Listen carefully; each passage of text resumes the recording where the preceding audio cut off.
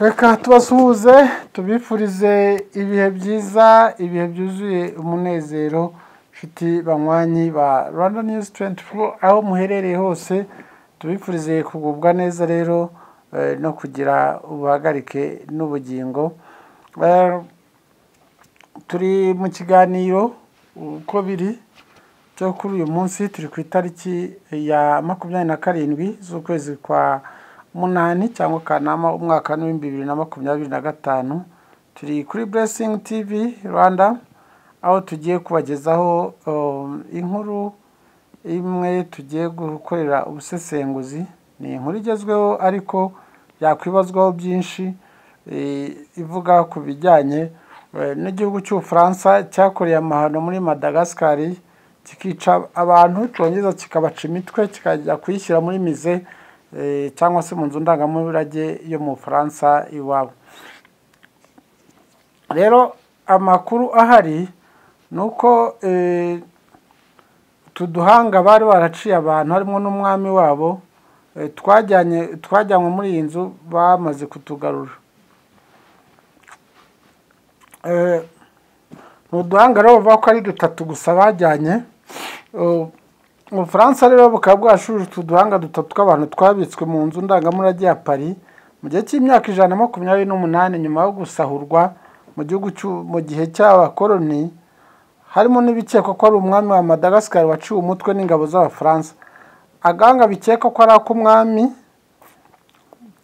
Towera n'utundi tubiri tw'abantu bo mu bwoko bw'abasakalava twashyikirijwe Madagascar ku mugaragaro. Umuhango wabereye muri Minisiteri y'Umuco y'Ubufaransa ku munsi w'ejo ari ku itariki ya 26 Kanama 2025. Ingabo z'Abafaransa rero zaciye umutwe wa Towera mu gihe cy'ubwicanyi bwakorewe abaturage mu 1897. Agahanga kakajyanwa mu Bufaransa nk'igikombe cyatsindiwe maze gashyirwa mu nzu ndangamurage y'amateka y'igihugu ya Paris hamwe n'ibindi bisigazwa amagana by'abantu muri iki kirwa cyo mu nyanja y'Abahinde. Muri umuhango wa Minisiteri w'Umuco w'Ubufaransa yitwa Rachida Dati yagize ati utu duhanga twinjiye mu byegeranyo by'igihugu mu bihe byahungabanyije agaciro ka muntu ndetse no mu rwego rw'ubukoloni. Naho rero ni Minisitiri w'Umuco muri Madagascar yitwa Volamiranti Donamara, we akaba arashimiye igiherekanya, avuga ko gutwara uduhanga umaze imyaka irenga 128 byari gikomeye gifunguye mu kirwa cya Madagascar. Rero amashusho yagiye afashwe agakwirakwizwa hirya no hino ku mbuga nkoranyambaga yari muri ibyo birori, agaragaza udusanduku dutatu twapfunyitswe mu myenda ya gakondo dutwarwa mu muhango wo kudusubiza. Dati rero akavuga ko komite ihuriweho n'abahanga yemeje ko uduhanga ari tw'abaturage bo mu bwoko bwa Sakalava, ariko ikavuga ko ishobora gukeka ko kamwe kabara k'umwami Towera.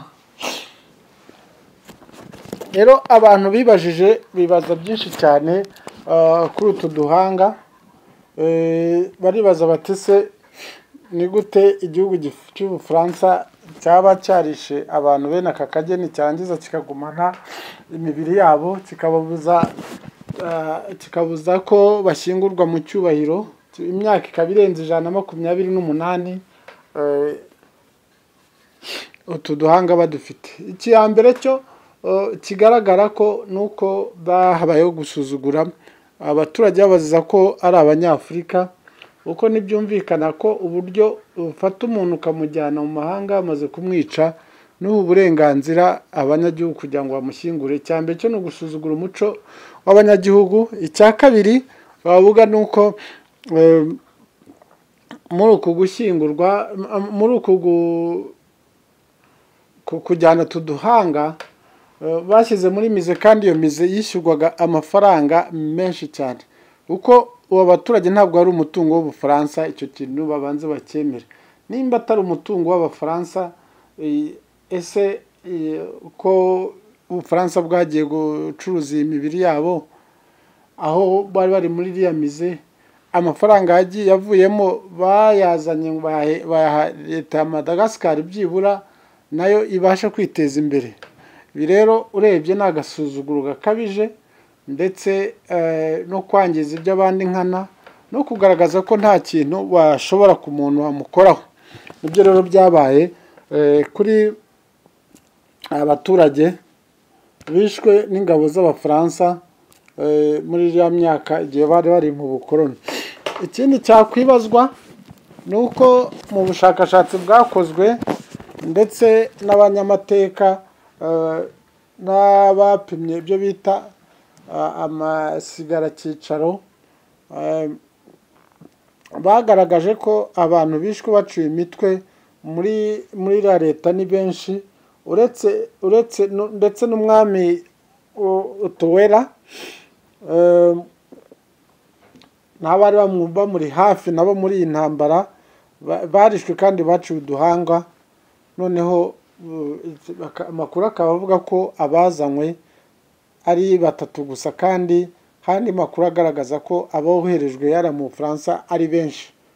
Abaza bati se leta y'Ubufaransa utundi duhanga turenge 100 turi mu magana badushize, kandi ko bizwi ko baduciye muri iki gihugu. Ikindi kigaragara nuko leta y'Ubufaransa urikeka ko ari umwami, busesenguye nayo yaketse ko ntiyanze kwemeza ko ari umwami, ari umwami Towera. Ikigaragara nuko babyirengagije nkana, kuko umwami ntabwo yamuyoberwa. Icyo ni kimwe. Icya kabiri, hari uburyo bwa gihanga bwo gupima, ugapima ukemeza ko umuntu ari runaka wabaye muri iriya myaka. Rero ubwo bushobozi ntabwo Ubufaransa bwari bubiyobewe ku buryo bwajya gukekeranya, byagomba gukonfirima, ahubwo ni inyungu zindi zo kugira ngo babishyuze byinshi ku mwami kugira ngo bazabone uburyo bahakana ko atari umwami. Ikindi twababwira nuko leta y'Ubufaransa akaguye kwishyura ibindi byinshi, ibindi andi mafaranga menshi arenze ku kuba yarabitse utwo duhanga, kubera ko gufata iriya mibiri ukayimana kiriya gihe cyose kingana kuriya byari ikimenyetso cy'uko hakirimo ibibazo. Gufunga abantu bene kariya kageni, ugafata imibiri yabo ukayijyana hariya, ugakomeza kuyicunga, ukayicuruza, ukagira ute, warangiza ntuhite no gufasha igihugu. Bigaragara ko harimo, uretse no kuba ari abategetsi, harimo n'ubugome n'ubunyamaswa bwinshi cyane. Rero iyo myaka yose 128 ishize, leta yari ikwiriye kwishyura igihugu cya Madagascar yigaragaza ubwicanyi yabakoreye. Ikindi ko ni ikimenyetso kigaragaza neza ko bakoze ubwicanyi babukorera Abanyamadagascar. Bakwiriye rwose kugira icyo bishyura, ndetse bagasaba imbabazi ku rwego mpuzamahanga bw'amahano n'ibyo bakoreye Abanyamadagascar. Munyeme rero dusoreze